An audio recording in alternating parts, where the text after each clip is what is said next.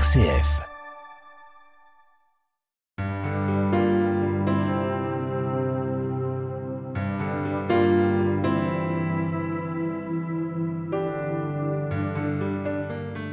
Bienvenue dans l'émission Dieu a changé ma vie, émission qui donne la parole à des croyants de tout âge qui acceptent de partager leur témoignage en nous racontant le parcours qui les a menés vers Dieu. Aujourd'hui, il s'agit de l'histoire de Jean-Maxime Kobach. Bonjour Jean-Maxime. Bonjour Lorraine. Vous avez 35 ans et vous étudiez actuellement pour devenir développeur web. Mais remontons un peu en arrière, lorsque vous aviez 14 ans, votre baptême a eu lieu à Pâques, mais vous dites qu'à cette époque, vous ne croyez pas encore. C'est votre maman qui est croyante qui vous avait convaincu? Oui, ma mère avait une foi chrétienne, mais c'est pas elle qui m'a amené directement, en tout cas, à la foi. C'est arrivé bien plus tard. J'ai regardé une émission qui m'a fait demander le baptême. Cette émission, c'était des vrais prisonniers dans une prison qui en fait tenaient plus le choc, tenaient plus le coup parce qu'ils avaient la foi justement. Et là, je me suis dit, les sciences molles, les sciences les sciences comme les sciences humaines, ont découvert Dieu en fait. Et donc du coup, j'ai demandé le baptême à travers ça. D'accord, donc c'est vraiment de votre volonté. Et pour la petite histoire, votre maman était donc chrétienne catholique et elle s'est remariée avec un musulman? Oui, elle s'est remariée en 95, donc quand j'avais 9 ans, avec un musulman qui est en quelque sorte qui est mon beau-père tout simplement, un petit peu Joseph. J'ai toujours pensé ça dans ma tête, même si je l'ai jamais vraiment dit. Donc je pense que ma famille, quand elle écoutera cette émission, elle sera un peu surprise. Euh, donc oui, ils se sont remariés, ils ont eu 2 enfants qui sont mes demi-frères, qui sont des gens super. Donc vous avez Voilà. baigné dans une diversité religieuse entre le christianisme et l'islam. Voilà, c'est ça. Même si mon beau-père était pas très pratiquant, donc D'accord. c'est pas très fort. Et alors, 10 ans plus tard, donc là je parle de 10 ans après votre baptême, en janvier 2011, vous faites l'expérience de lire le Nouveau Testament et plutôt 3 fois qu'une. Vous adhérez aux valeurs du christianisme, mais vos doutes font de l'ombre à votre foi. Pourtant, ne dit-on pas qu'il n'y a pas de foi sans doute? J'entends souvent en effet qu'il n'y a pas de foi sans doute. Mais donc à l'époque, je doutais parce que c'est pas en lisant seulement le Nouveau Testament qu'on se met à croire d'une foi. Enfin, si, pourquoi pas, mais pas pour moi en tout cas. Je me suis pas mis à croire d'une foi magnifique d'un coup. Il a fallu du temps que la foi mûrisse et je me suis mis à croire 3 ans plus tard, en 2014, vraiment clairement. Et j'ai sans aucun doute justement, je n'ai pas de doute qui viennent assombrir ma foi en fait. Et finalement, oui, la date décisive, vous allez nous la raconter. Donc, concernant votre rencontre avec Dieu, elle a eu lieu, cette date précisément, le 5 avril 2014. Pouvez-vous nous raconter ce moment où vous avez été inondé d'amour devant le Saint-Sacrement? Oui, en fait, c'était un rassemblement Jeunesse 2000. Jeunesse 2000, ce sont des week-ends dans les grandes villes d'Europe et du monde autour du Saint-Sacrement pour les jeunes. Alors, c'est à la suite de ce qu'a dit le pape en 2000 à Rome que Jeunesse 2000 a été mise en place à la suite de ça pour donner l'énergie des JMJ dans chaque ville, en fait. Et donc, en 2014, devant le Saint-Sacrement, j'étais là, j'étais servant d'hôtel le prêtre apportait le Saint-Sacrement à chaque participant. Et c'était déjà un beau moment en fait parce que certaines personnes étaient émues devant le Saint-Sacrement. Et puis en dernier, nous les servants d'hôtel, le Saint-Sacrement nous a été présenté en face directement. Et celui qui était à côté de moi, le servant d'hôtel, a touché le voile huméral, le tissu qui touche le Saint-Sacrement que portait le prêtre. Et donc j'ai décidé en signe que c'était une très bonne idée, que j'allais faire la même chose. J'étais tout innocent en fait. Et en fait, en faisant ça, j'ai fait une grimace bizarre, que je n'explique toujours pas. Et suivant ce moment-là, en fait, je suis parti dans une sorte d'extase ou de grand amour, je sais pas encore ce que c'est. Je le saurai au ciel seulement.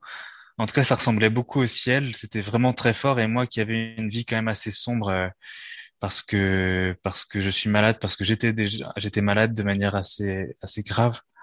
Et tout d'un coup, ma vie a pris un nouveau tournant. Un soleil s'est levé sur ma vie, un soleil de justice, j'aime le dire. Et, et j'ai souhaité vraiment que tout le monde puisse vivre ça, en fait. C'est vraiment une chose que j'ai pris à cœur tout de suite, c'est que tout le monde ait une conversion comme la mienne, parce que je savais que ma vie changerait du tout au tout à partir de ce moment-là. Et le fait d'avoir touché le voile huméral, comme le fit la femme hémorroïse dans l'évangile de Marc, vous fait penser à un signe lié à une demande de guérison. Pouvez-vous nous expliquer pourquoi? Oui, parce que comme j'étais moi-même malade, je suis malade psychique. Je le suis toujours un peu, mais ça va beaucoup mieux. Et d'ailleurs, je peux témoigner du fait que la foi d'un pratiquant comme moi permet que, voilà, ça fait 7 ans déjà, et je vais quand même beaucoup mieux, tout simplement en ayant la foi, en étant pratiquant. À partir de ce moment-là qui a été vécu, qui a été très fort. Et donc j'ai fait une demande de guérison, ce qui n'était pas très clair dans ma tête, hein, mais voilà, qui a été entendue en tout cas, quoi. Et vous aviez quel âge lorsque vous avez eu connaissance de votre pathologie psychique? J'ai été diagnostiqué en 2011, au moment où j'ai lu le 3 fois Nouveau Testament. J'avais 24 ans. Et au-delà de l'arrêt de vos études en médecine, hein, qui s'en est suivi, qu'est-ce que cela a changé dans votre vie et dans votre relation à Dieu? J'ai remarqué que ma foi a vraiment pris un bond au moment où la pathologie est apparue. Et en fait, les deux sont un peu se battent l'une l'autre, j'ai l'impression. En tout cas, la foi, quand elle est présente, m'aide vraiment à surmonter la pathologie. Et la pathologie, quand elle est présente aussi, quand elle est forte à certains moments, euh, la foi est vraiment très présente à ces moments-là et Dieu me montre vraiment qu'il est très présent auprès de moi. Si quelqu'un qui n'est pas croyant vient vous voir et vous demande si Dieu existe, pourquoi la souffrance et la maladie? Vous lui répondez quoi? De par les choses incongrues qu'il y a dans cette vie, qu'il y a depuis que le monde existe, depuis que l'homme existe, je pense que forcément il y a des télescopages et que du coup il y a des cas qui, à cause du péché originel, ne sont pas vraiment été pris en compte à la base par Dieu, ou en tout cas pas voulus spécialement comme étant bons, et que ça a donné la souffrance. Et que, en fait, Jésus est venu nous chercher dans cette souffrance, ne serait-ce que par sa souffrance à lui sur la croix, et qu'à part là, il nous a montré un chemin de la souffrance vers l'amour, vers la joie, et nous a montré que c'était pas impossible de se sortir de situations très dures et qu'on peut même en sortir victorieux par la résurrection comme Jésus. Et on en sortira tous victorieux par la résurrection. Et d'ailleurs, il y a un psaume qui dit Je crois et je parlerai, moi qui ai beaucoup souffert, moi qui ai dit dans mon trouble, l'homme n'est que mensonge. Comment rendrai-je au Seigneur tout le bien qu'il m'a fait? J'élèverai la coupe du salut, j'invoquerai le nom du Seigneur. C'est le psaume 115. Et en fait, j'aime bien parce que après sa souffrance, il dit comment rendrai-je au Seigneur tout le bien qu'il m'a fait. C'est vraiment pour montrer qu'il y a, il y a, il y a, il y a un moyen de sortir de la souffrance, quoi. Oui, et d'ailleurs, est-ce que vous feriez même un lien entre souffrance et amour quand on pense par exemple à la compassion que peut engendrer une souffrance ou à la solidarité que peut engendrer également une souffrance? C'est-à-dire que la souffrance et l'amour pourraient paraître antinomiques, mais finalement, comment est-ce que vous pourriez peut-être les relier? Je ne sais pas. On dit que la souffrance, c'est la pierre d'angle de l'amour, c'est-à-dire la racine de l'amour. Et puis il y a même aussi qui sème dans les larmes, récolte dans la joie. C'est la même chose, en fait. Et cela aussi me fait penser à ce qu'un jour un séminariste m'avait dit concernant la souffrance, c'est que ce n'est pas Dieu qui la crée, mais ce n'est pas non plus lui qui l'enlève, puisqu'il la permet. Mais en tout cas, il vient nous rejoindre dans nos souffrances. En fait, il y a les souffrances qui sont dues au péché, toutes celles-là passent par le sacrement de réconciliation et il y a de très grosses libérations à partir de là. Et il y a les souffrances qui sont pas dues au péché, que ce soit certaines maladies, que ce soit la plupart des maladies même, même toutes, que ce soit les accidents, les agressions, quand on est victime en fait. Et ce sont ça les souffrances en fait qui sont les plus injustes, puisque c'est pas nous qui sommes les pécheurs.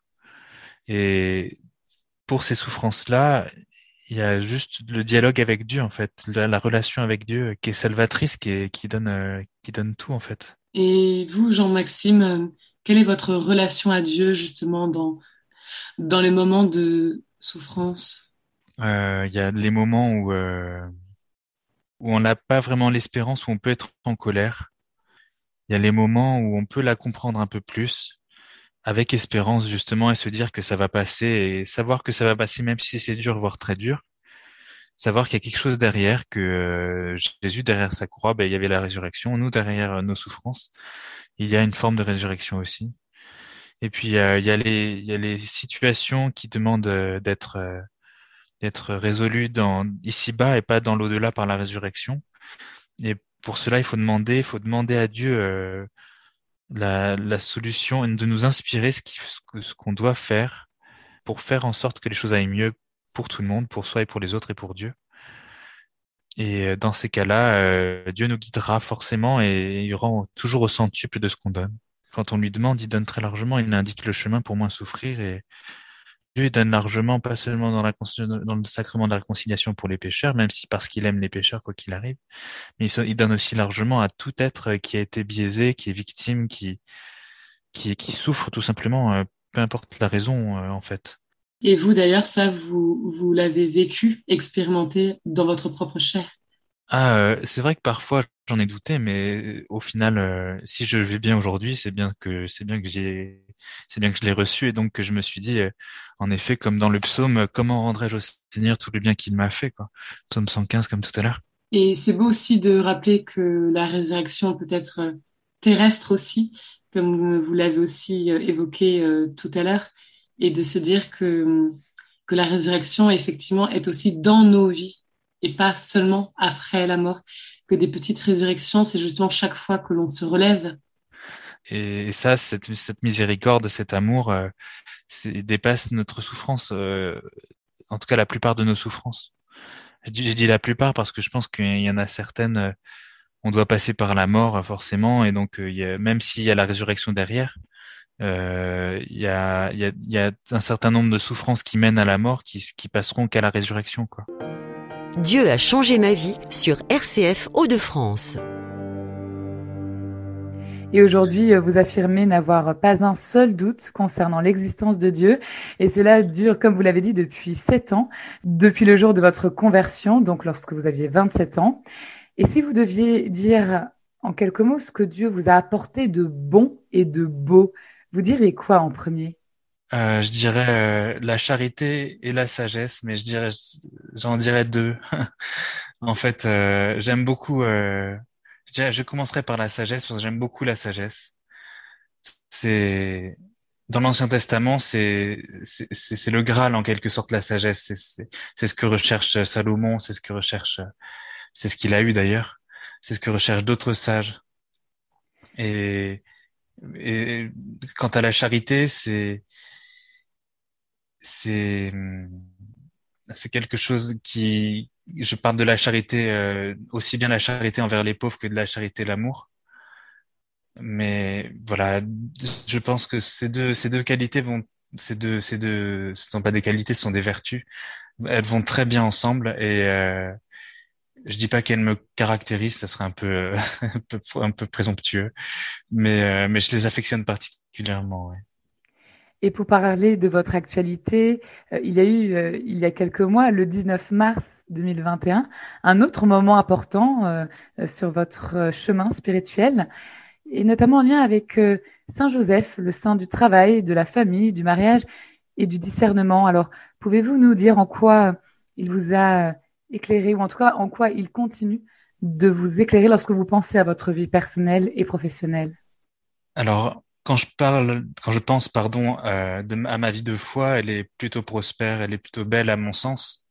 Je vis de belles choses dans la foi, mais ma vie terrestre incarnée est un peu difficile parfois, ne serait-ce que dans le travail, dans les relations. Pourquoi pas de couple, un jour, je ne sais pas. Pourquoi pas de famille, des fois c'est difficile quand même. Et euh, Et donc, je remettais mes difficultés terrestres à Saint-Joseph. Je pensais que c'était le bon moment avant le 19 mars, pendant le carême, de le faire. Et donc, en fait, j'ai reçu une sorte de petit signe. Le jour de la messe, il y avait une très belle statue qui avait été mise chez les marianistes pour l'occasion. Et je m'étais recueilli devant cette statue et à la communion, j'ai senti une toute petite chose dans mon cœur, mais vraiment un tout petit truc, pas un truc dingue, mais juste voilà la présence de Dieu à un moment quoi. Et pendant les jours qui ont suivi jusqu'à Pâques, pendant 2 semaines à peu près, j'ai prié, mais j'ai plus prié que de raison. Enfin, vraiment, c'était très fort en fait. C'est que c'est la respiration en fait. Et j'ai gardé cette phrase pour la prière, c'est que c'est la respiration. J'avais une petite difficulté sentimentale et puis aussi avec amical aussi. Et Saint Joseph, à travers la prière que j'ai donnée à Dieu, m'a amené à Pâques et tout ceci a été effacé. Enfin, effacé a été effacé, c'est pas le mot. Dieu n'efface rien. Dieu, il fait tous les choses, il fait les choses, il rend les choses plus belles qu'elles ne l'étaient avant. Et donc tout a été sublimé, on va dire, transfiguré. Enfin, c'est un grand mot, transfiguré encore, mais et j'ai repris ma vie normale. Voilà, tout va bien. Et vous parlez effectivement d'histoire sentimentale, et tout à l'heure vous parliez de charité, la charité sur tous les plans, y compris la charité de l'amour. J'ai envie de vous demander en 2 mots, quelle est la différence que vous faites entre la charité de l'amour agapé, donc de l'amour fraternel, chrétien, avec l'amour justement sentimental? Est-ce que, voilà, est-ce qu'il est parfois toujours évident de faire cette différence ou parfois la membrane est fine, j'ai envie de dire? Je dois dire que l'amour sentimental, j'en ressens relativement peu. Je ne sais pas d'où ça vient, mais l'amour ressenti, j'en ressens assez peu. J'en ressens parfois un éclat ou quelque chose qui arrive, mais voilà.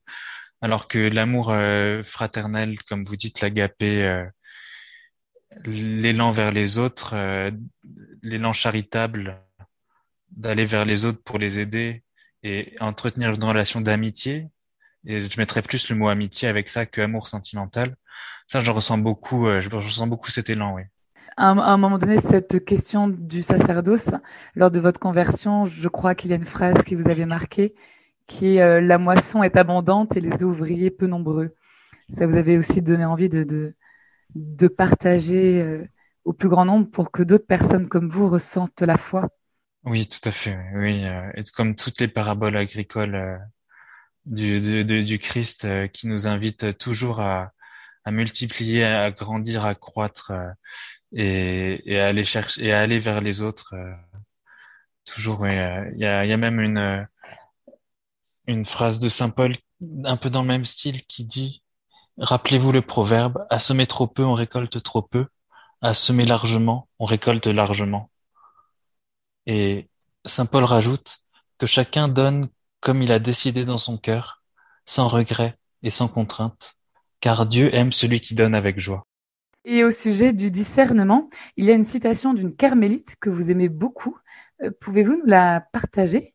Oui, Edith Stein, j'étais dans une retraite l'an dernier au Brousset à côté de Bordeaux chez les Carmes et nous avons étudié Edith Stein et il y a eu 14 heures de conférence sur Edith Stein, c'était passionnant. C'était essentiellement de la philosophie et elle a dit une phrase qui m'a beaucoup marqué, c'est donc tu sais très bien au fond ce que tu dois faire. Hmm. Alors, ça parle de vocation pour moi. Je pense que ça parle de tout. Imaginons là maintenant, qu'est-ce que je dois faire? C'est l'heure de manger. Bon, c'est évident. Mais si on doit se poser une question plus profonde de vocation, en fait, cette phrase implique que je sais ce que je dois faire dans ma vocation. Eh bien, en fait, non, moi, personnellement, je ne sais pas vraiment quelle est ma vocation. Je ne suis pas appelé ni à être, ni au sacerdoce, ni à être religieux. Et je ne me vois pas vraiment me marier. Je me vois bien, pourquoi pas, être célibataire.